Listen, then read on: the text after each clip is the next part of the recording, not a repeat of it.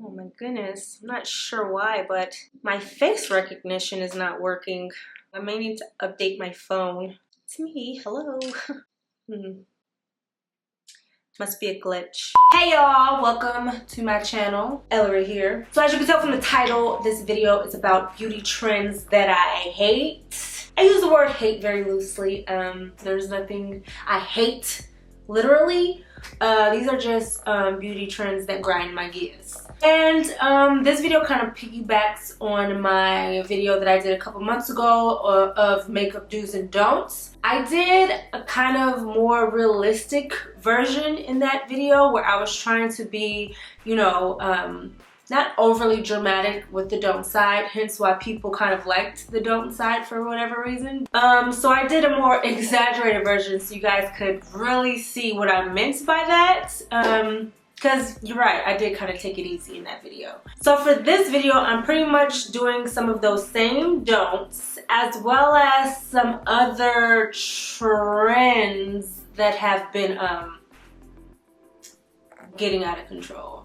A lot of these trends and don'ts and makeup no-nos aren't necessarily no-nos. It's just like calm it down about 2-3 notches. So let's start with these brows. Now, I feel like I know what's going on when it comes to brows in the beauty world. People are just tired of brows looking like brows. I don't know why. I'm completely fine with a slayed brow any day of the week. But I feel like people are so caught up on going viral and being the next new thing. And oh, no one's ever done this before because someone's done that, but no one's done this. That they're just taking it too far. For instance, the sperm brows and the wavy brows and the feathered brows and the braided brows. Why? Why? Who told y'all to mess with the brows? Like, there are some people who still can't master a perfectly executed brow, and you want to go and add some extensions to it. It's just unnecessary. And I'm sure people are still at home thinking, what can I do next? What can I do next to the brow? I haven't seen this one yet, but I'm sure it's somewhere on the internet. Like, I'm sure of it almost.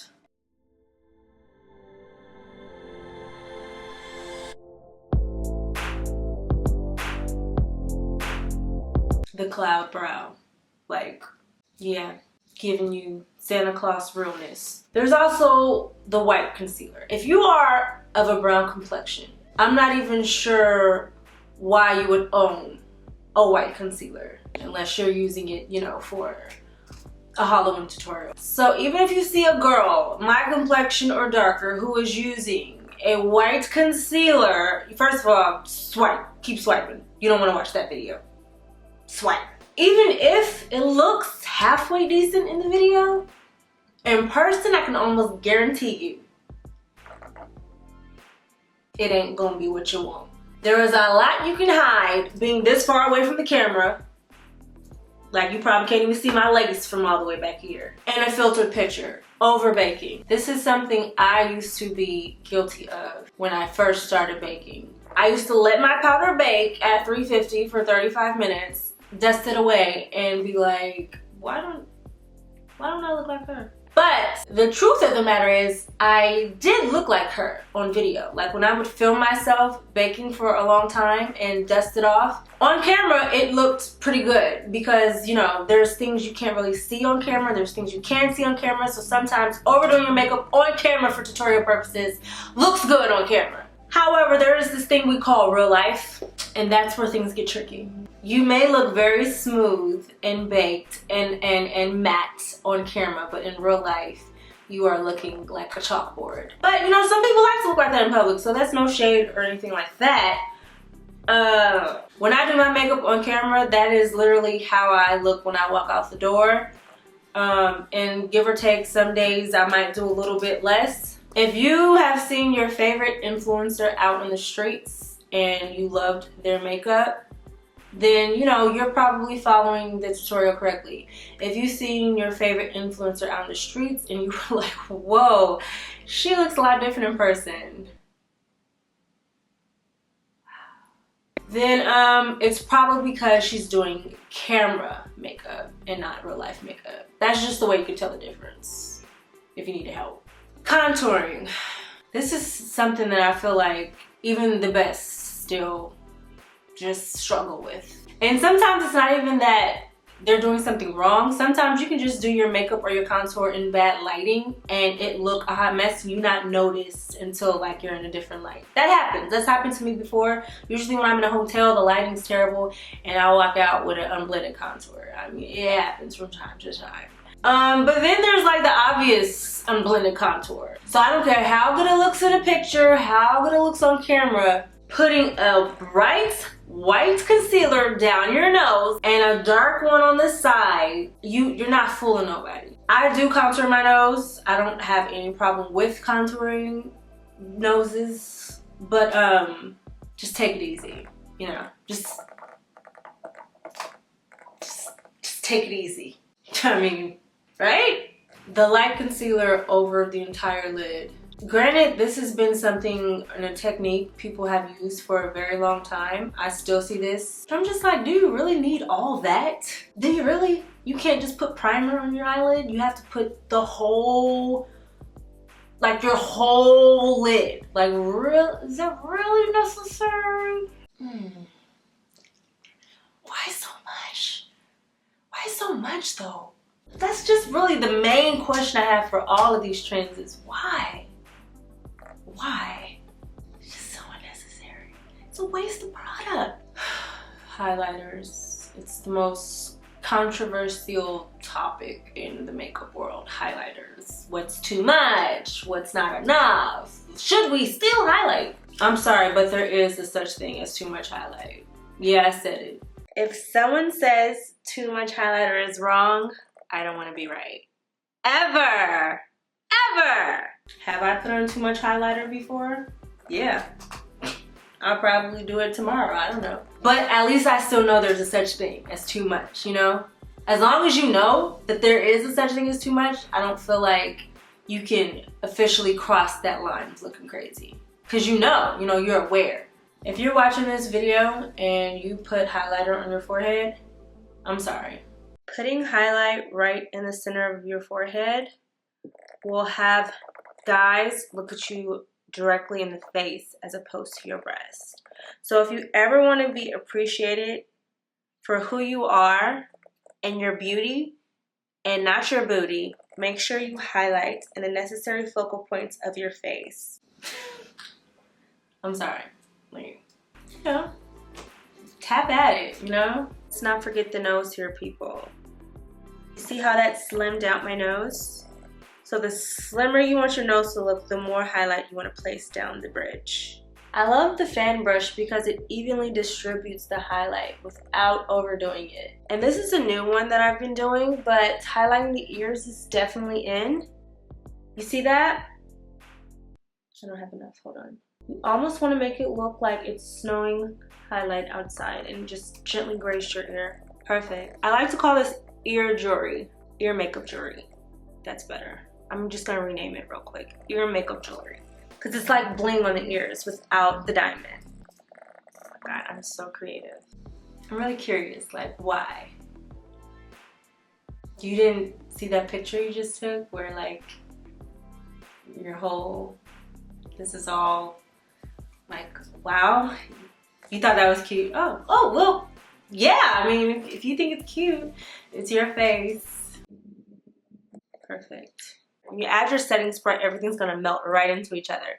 Broom lashes. I see some people are still rocking those. That's crazy. You know what? I don't even blame the people who wear the broom lashes, the flat ones, the ones that look like wings, like they're gonna fly away. I don't blame the person. I blame the brand. I blame the manufacturer for making them and putting them in the eyelash case because they don't belong there, okay? It's false advertising. They don't belong in your eyes. Put a stick on them and use them to dust as they should be used for. You guys are confusing the people. You're confusing them. They're not lashes. Stop. The fake freckles. Mind you, I've seen the faux freckles executed pretty nicely. I'm like, okay, she can get away with that. It kind of looks like, you know, her freckles just magically reappeared underneath her 12 layers of makeup, you know.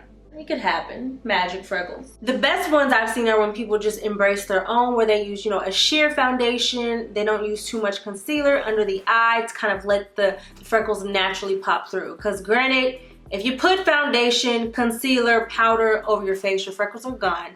So anything you place on top of them is not gonna look authentic. But I have seen people where they did, you know, they pulled it off to where, you know, they had 5 layers of makeup on and they made the little faux freckles come through and they looked pretty neat. However, 9 times out of 10, it looks like some people just stood behind a screen door and someone threw shit at their face. I know that was a little harsh, but that's what it'd be looking like. I have lots of moles underneath my makeup, and I only choose to darken 3, the 2 on my cheek and the 1 on my chin, because those ones pop out like they're 3D moles. I've mentioned this numerous times.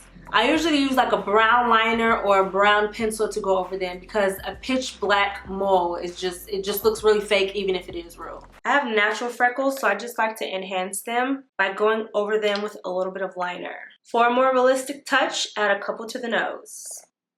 Granted, I use black today, and sometimes I do because I'm out of my brown liner. But still, go over it with a powder or something, sis. Otherwise, you're gonna look like you got whiskers, and you're gonna go from a human to a puppy in 2 seconds. Like, perfect. I'm having a great makeup day. Lip contouring. Foundation is gonna give you an even slate, so that your lipstick applies true to color. I really don't like to talk much about the lips, because I really don't feel like it's fair for me to talk about what people choose to do with their lips, because, you know, I have full lips, so I wouldn't know what someone who doesn't naturally have full lips goes through. I'm all for doing whatever you want to do to make yourself feel good, but I feel like it's the same thing with all this other stuff. Like, some people just they go here, we're like, oh, that's cute, and then they go all the way up here like, whoa, sis, like, calm down. If you only go slightly below your natural lip line, people will not notice. I caught a lot of slack on my makeup do's and don'ts when I talked about overlining the lips, but I'm gonna change my lip shape just a little bit to give them a more fuller look. Sis, we see your whole lip shape inside of all the lipstick you put around it, like. And then there are people who get lip fillers, which is fine, but then they contour their lips with the lip fillers. So you went from to. Now, to give my lips an even fuller look and a plump effect, I'm gonna add some contour lines. After you've contoured your lips as such with a darker lip pencil, you just wanna go over them with a lighter lipstick to give them a fuller look.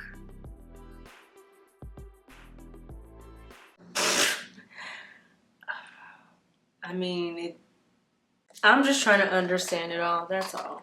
Now, as a finishing touch, we're gonna let everything melt into each other with drowning ourselves in setting spray. My favorite part.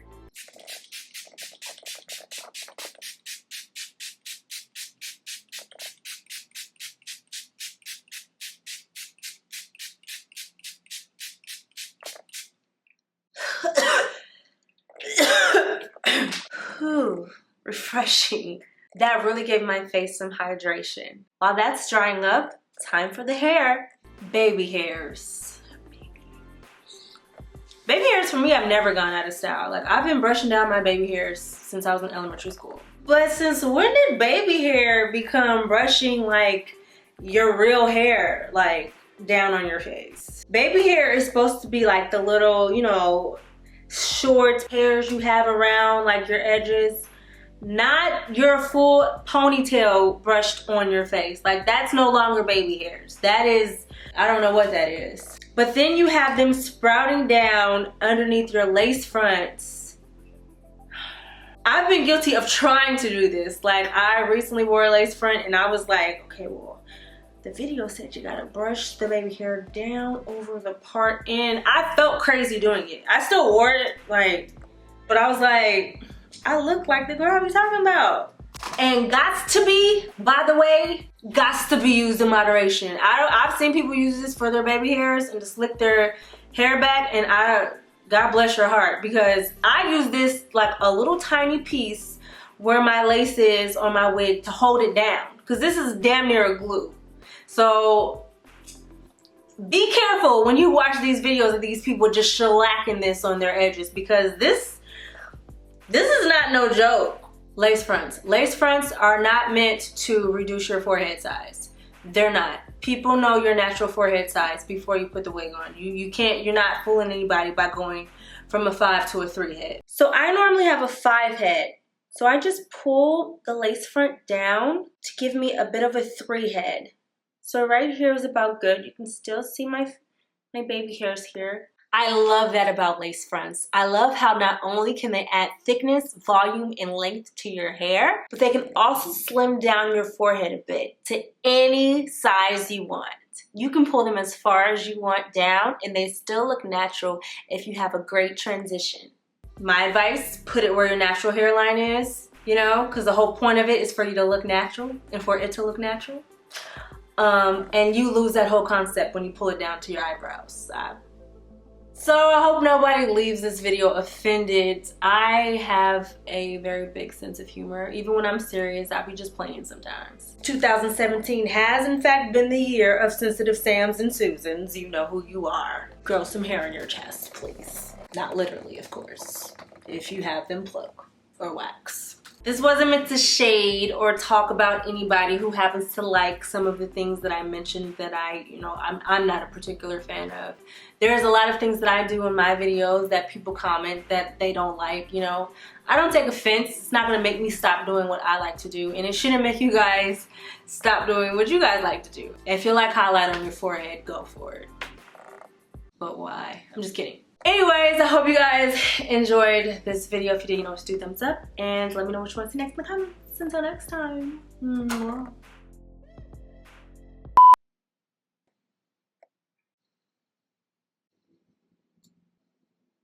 The contour is perfection. Highlight is blinding.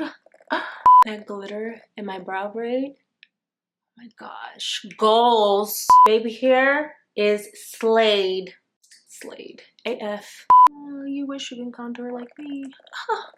Sorry. Take my class. I have a feeling this cloud brow is gonna go viral. Claim to fame, here I come. I am a risk taker. I'm daring. I like to do things that people wouldn't normally think to do. People take that the wrong way, but it's fine because I'm just an eclectic artist. If someone's trying to keep you in a box, use your nails and saw your way out of it. And just tell them, hey, screw you. Makeup is all about trying new things and being creative. I just started this cloud brow, which is basically a spin on the brow. Brows have become their own new makeup accessory. I've seen a lot of trends with the brow. You know, you have the wave brow and the feather brow and the crown brow. People are bedazzling their brows, glitter brows, colored brows. So I just decided to add a little spin, and I call this the cloud brow.